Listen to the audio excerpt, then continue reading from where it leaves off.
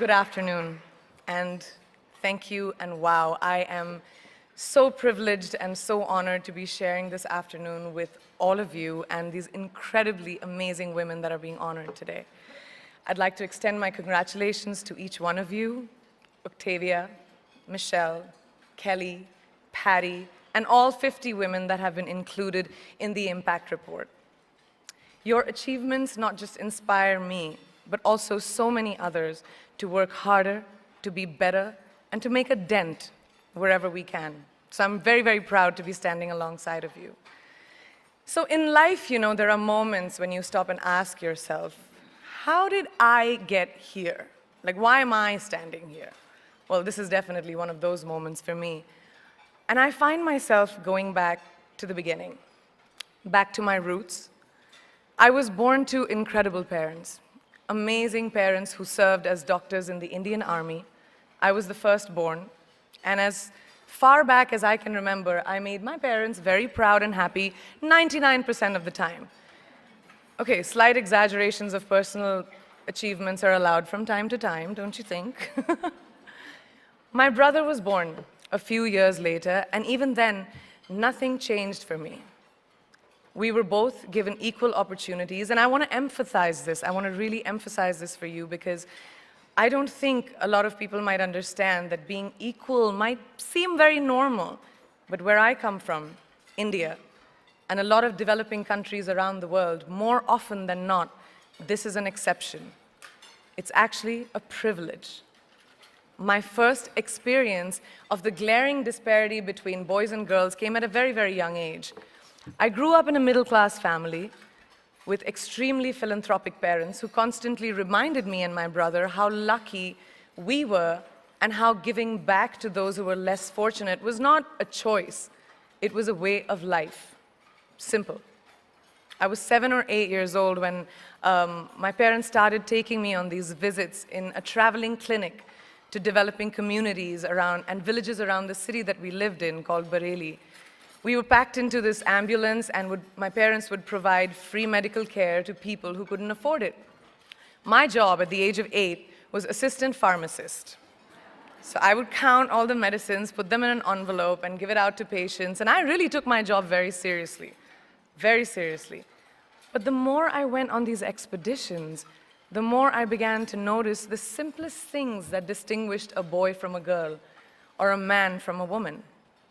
For example, girls were pulled out of school when they hit puberty because they were considered ready for marriage and babies. That's 12 and 13, while boys still enjoyed their childhood. Or basic human rights, such as healthcare, were denied just because they were women. Let's call this whole experience trigger number 1 for me. Fast forward a few years and many, many triggers in between. Like a producer-director, for example, early on in my career, I must have been about 18 or 19, telling me that if I didn't agree to the ridiculous terms or painfully low salary in his movie, that he would just replace me. Because girls are replaceable in the entertainment business. That was a memorable one. Made me decide to make myself irreplaceable. But I think what really moved the needle for me and ultimately led me to create the Priyanka Chopra Foundation for Health and Education, and around the same time partner with UNICEF, was an encounter with my housekeeper's daughter. About 12 years ago, I came home from set early one day, and she was sitting in my library reading a book. And she must have been 8 or 9 years old, and I knew she loved reading. So I asked her, I was like, it's a weekday, why aren't you in school? And she said, oh, I don't go to school anymore. So I went and asked her mother, and I said, why isn't she in school? And her mom said that her family couldn't afford to send her and her brothers to school, so they chose the boys. The reason, she would eventually get married, and it would be a waste of money. I was completely blown, and it shook me to my core.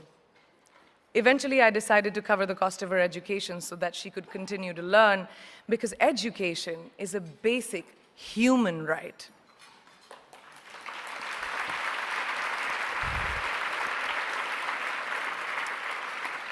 And a huge necessity, especially today. From that point on, I was determined to make a difference in as many children's lives as I could, in whatever big or small way that I could contribute. There's a really, really beautiful quote that I read recently, and I think it's absolutely appropriate to explain what I'm trying to say today.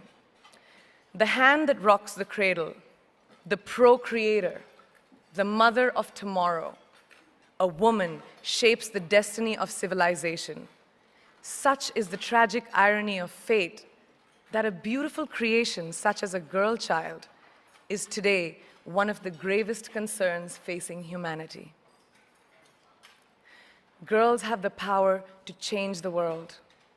It is a fact, and yet today, girls are more likely than boys never to set foot in a classroom, despite of all the efforts and progress made over the last 2 decades.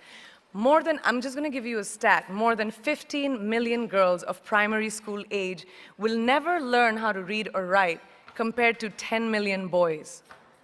Primary school, it's the beginning of our future.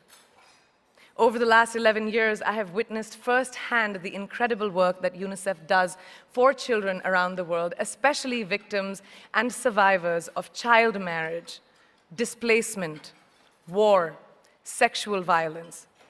But there is still so much work to do. And for me, that is the fuel to my fire. The reason I'm so committed to this cause, and that is where my passion stems from, because I know that a girl's education not just empowers families, but communities and economies. A result of her education, we all do better. It's just as simple as that. As entertainers and influencers sitting in this room, I feel that it's our social responsibility to be a voice for the voiceless, which is why I applaud each and every woman in this room for being such a badass.